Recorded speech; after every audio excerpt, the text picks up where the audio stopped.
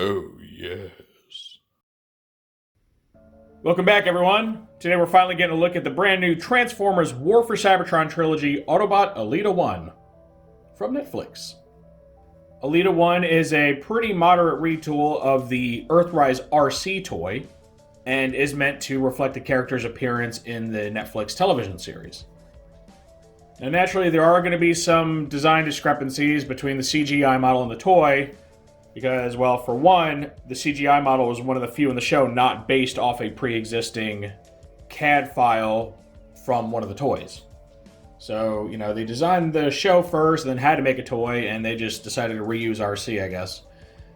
Now, what's kind of interesting and ironic about that is that RC in the show was just a tweaking of the Elita CGI model, so it's kind of fitting that now they share a body type in toy form. But yeah, if you've seen my reviews before, you know how this goes. We're going to take a look at Elita's packaging, then we'll open it up. We'll see her instructions. We'll see the Teletran-1 backdrop. We'll see Elita herself in both vehicle and robot modes. Naturally, I'll be doing some comparisons and group shots today. And then at the end of the video, I'll give my final thoughts. So Elita comes in your standard Netflix Deluxe packaging with a very high contrast, black, white, and red that really just is a good look. I like it. You can see the character front and center, and she's looking pretty spiffy, gotta say. I like it. You can see her blaster there, hiding. Same one that RC comes with. Here you get this really nice artwork of the character. And it's kind of hard to tell because it fades out, but she's riding her little hoverboard backpack thing. And overall, I think it's a good render of her that, while based on her toy, can definitely pass for the character from the show. That's neat that they actually highlight the Autobot symbol in red there. Pretty cool. On the back, you get some renders, and the renders are, you can see, quite a bit different from the finished product, particularly the lower legs here.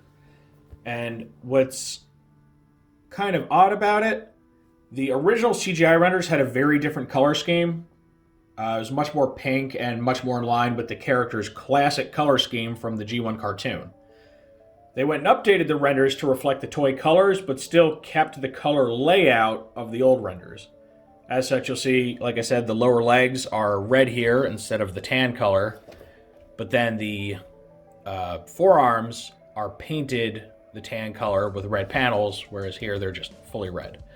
So there are some differences, and it's unfortunate because this color layout is a bit closer to her actual in-show appearance. The whole lower legs thing's especially bad. Now, her recent comic appearance, which uses the same overall design as the Netflix show, does actually cast her lower legs in a different color than like the knees and feet, but they're not tan, they're actually pink. So again, it's not going to be 100% no matter what you do. So if that bugs you and you're really a stickler for show accuracy, it may ruin it for you, may not. Honestly, this is probably the closest thing we'll ever get to a representation of her on-screen appearance, so kind of got to take what you can get. But I think for what she is, she looks really good. All right, here's our Teletran one piece, and you can see this particular one has quite a bit going on, lots of monitors, all sorts of line graphs and things, schematics, so very cool. Definitely not a boring one. And then we have our instructions done up in your black, white, and red. On the front, you get a little how to have her hold a weapon, if you need that. This shows you how to remove her extra backpack and turn it into her battle sled that she can ride on. And then you get the transformation from robot to vehicle. Comes around here. Doesn't show you where to store her gun, but you put it right there under the hood. I'll show you that. And then you get the finished vehicle mode. And here is that. You can see in this mode, she's very plain looking. She's almost entirely red with a little bit of white. She's got a blue windshield and at least painted gray seats, so they break up the color a little bit. So very, very plain looking, which to be fair, the RC one's very plain looking too. You can see these nice ridges here along the hood, or I guess what would pass for a hood on this. Again, the clear spoiler. And then the super obvious robot underneath, because she is a shell former. There's a weapon storage that I mentioned. And, overall, it's okay. It does roll very well. So even though it's not exciting, at least it's a functional vehicle mode. Here's our group shot with the other two versions of the mold. On the left, you get RC. On the right, you get Lifeline from the Paradrawn Medics 2-pack, which I'm actually in the middle of filming still. I have such a backlog that I have multiple partially filmed reviews, so kind of just piggybacking off of each other here. Just a little behind-the-scenes tidbit for you. Now, you can see the vehicle mode is actually partially retooled, and it's mostly along the front here. So this very front piece that's supposed to look like RC's chest is still the same, but all this right here is new, and while it's similarly shaped, there's a lot of difference in the sculpted detail. You can see the headlights are different, right there. See differences here, and the shape there, the shape of this. I think beyond that, the vehicle mode is the same. So it's just this front piece right here. But, you know, it's still good that they went out of their way to make the vehicles a little different. Though, if they're going to make them different, I don't know why they made them so similar. Maybe you should have done something to make it stand out more, but oh well. See, the color on the painted color on the seats is actually almost identical. So that's interesting.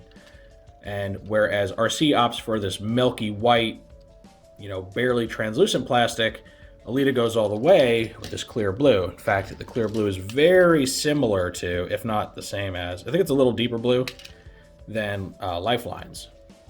So they look a little more similar. Lifeline gets a little bit extra in the way of paint apps with a line here across the middle of the car. So, yeah, she is actually, despite the new sculpting, plainer looking than either of her mold mates, because she lacks a lot of the striping and stuff. But, you know, it is what it is.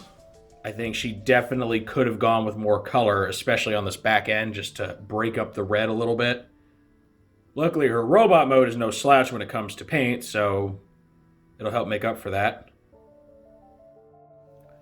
Before we get into the robot mode, here is a look at our new Elita with the most recent prior release of the character, and this is Power of the Primes Elita-1. You can see a very, very different vehicle mode. They're not even the same size class. The Power of the Primes toy is a Voyager, turns into some sort of futuristic space jet, and she's actually a combiner torso, who can form a combiner known either as Elita Infinite or Orthia, depending on who the component members are. And you can see in the vehicle mode, their color schemes are pretty much the same. Mostly red and white, blue cockpit. However, you can see hints of the more coral or pinkish color that the old Elita rocks, which is more similar to the character's original color scheme from the cartoon. But we'll get a better look at these two in the robot mode so you can see how they really compare to each other in terms of robot design, coloration, and all that. So here is our robot mode, so we can finally get a good look at it. And Elita has been retooled with everything, including her head, chest, and shoulders for her robot mode. Everything else, all the same pieces, just colored differently. One big difference between her and the others is that her legs are now painted white instead of being white plastic, because they're actually red plastic due to molding requirements. And honestly, she looks really good. Her head looks slightly big for her body, but it's also because she just has a very big ornate helmet. One thing I don't like is that you can see the back of her head is not painted, it's just red. So, you know, thanks guys. Couldn't be bothered to just paint the back of her head, I guess. The gun is done in that same blue plastic as her windshield and spoiler. And as far as tolerances, everything on her is nice and solid. The waist swivels just fine. Head moves around on a ball joint. Shoulders, bicep swivels, all that are good. She's still got that wrist hinging that I don't know entirely what it's for since it's not part of the transformation. Hips are good. You get the thigh swivel. That's a bit tight compared to her mold mates. And you technically get a second one because of transformation. Double knee bend, which is neat. Ankle rocking and tilting. And she still has that same like ratcheted motion to her ankles that RC did.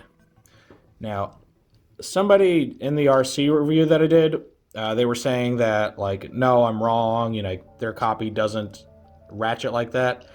I guess they got lucky because my RC does, and she does, and Lifeline also does.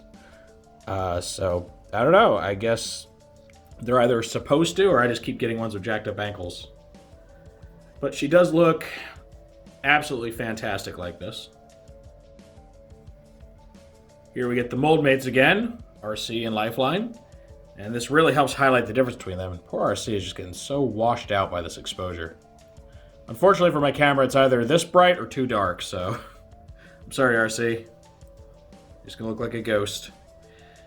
And again, biggest difference is head, chest, shoulders. Elita gets those, more spiky, pronounced shoulders that she has in the show, which, on a side note, does make her transformation a little bit more difficult because it creates some clearance issues when you're trying to fold these wheels back in here for her backpack. Not a huge deal, but you kind of have to push against them to get them to fold in. And yeah, she just works really well with these two. They look like they belong in the same, story universe, and I think, honestly, she's probably my favorite version of this mold so far. Even though the mold is meant for RC, I think she just rocks it a lot better than RC does. But let's go ahead and get a look at them with their battle sleds. So here we have them on the hoverboards, and they all work just fine. The feet peg on, nice and firmly. One advantage that Elita has over the other two is that because the back of her vehicle mode isn't painted, you don't have to worry about the paint on the little pegs that her feet plug onto getting worn off over time because there's no paint. The flip side of that is the fit's a little bit looser, so you have to press a bit harder to actually get her feet to stay on there, but it's not too loose to where it's a big worry.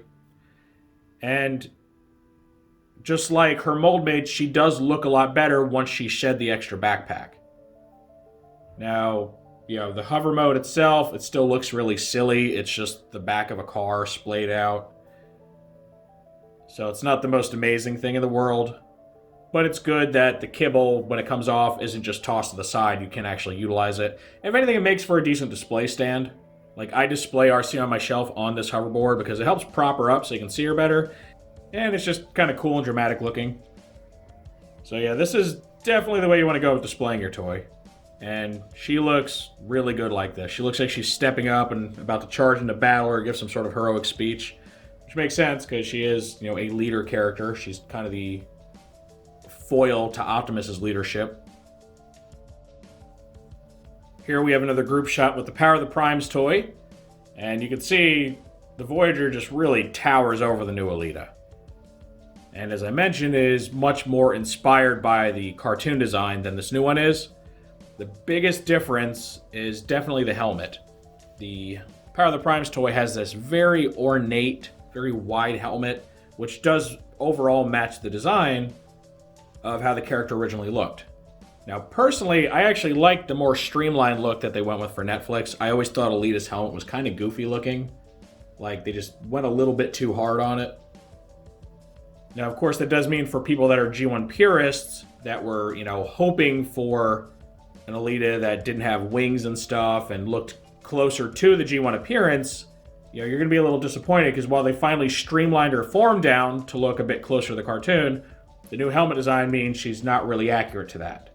So just keep that in mind. This really is meant to be the 2020 version of Elita-1 and not, the one from the 1980s. So just, if you can accept that, that's fine. If you're hoping for, some sort of blend between these two, well, it's not happening so far. Maybe down the road they'll do some sort of special edition, give her a new head, possibly. I'm not sure. But these two do look cool together, and I kind of like to imagine that this big Elita is just like the powered up version of this one. Now, in the original cartoon, Elita-1 was originally the character Ariel, who was, a smaller, more innocent bot. She was a lover to, Orion Pax. And then when they were both critically wounded, they were rebuilt by Alpha Trion into Optimus Prime and Elita-1. And that version of Elita-1 was made bigger than Ariel to be, more powerful looking, more imposing. The problem is, neither of these really scale with a modern Optimus Prime very well. In fact, let me place old Siege Optimus here so you can see. The Power of the Primes toy is actually too big for him, right? Elita's not supposed to be bigger than Optimus. She's supposed to be a bit shorter. But then this new toy is much, much smaller. So as far as G1 accuracy, neither one's going to scratch that itch. As far as the Netflix cartoon, these two actually scale pretty much perfectly because Again, the show was designed after the toys for the most part, and even though this is a different take than the CGI render, she's still roughly the same size. So I do kind of picture her, since they don't have the name Ariel in this new continuity, and they really haven't used it since the cartoon, I take her as just the base form Elita-1, and maybe she gets upgraded to this later, becomes more powerful, you know, she can fly, she has a combiner capability. But of course, that's purely my headcanon. You know, I wouldn't put much stock in it. That's how I like to see things anyway. Here's a quick rendition of one of the many heartfelt moments between the two characters in the Netflix show. And again, you can see she's much smaller than Optimus because she's not a Prime-like being in this continuity, at least not yet. I think it will be interesting if they do give her some sort of upgrade, you know, during her time that she's defending Cybertron. Heck, if they just want to recycle the Power of the Primes form for it, I'm down. I think that'd be really cool. Because so far they haven't used any old toy designs, despite the fact that we know Hasbro has the CAD files for them. It's either been just War for Cybertron stuff or just original renders, so I don't know, we'll see how that goes. I would like to see Elita get a power-up, though, and kind of step into that Prime role properly. And one last group shot for fun. We get Elita leading her team from the classic Generation 1 series. For anyone that needs a refresher, we have Greenlight, Chromia, Moonracer, Firestar or Nova Star now, and Lancer. Now, she does scale a lot better with this team than the Voyager class does, though it actually puts her a little bit on the short side now because newer Deluxes just tend to be a bit smaller than the old toys.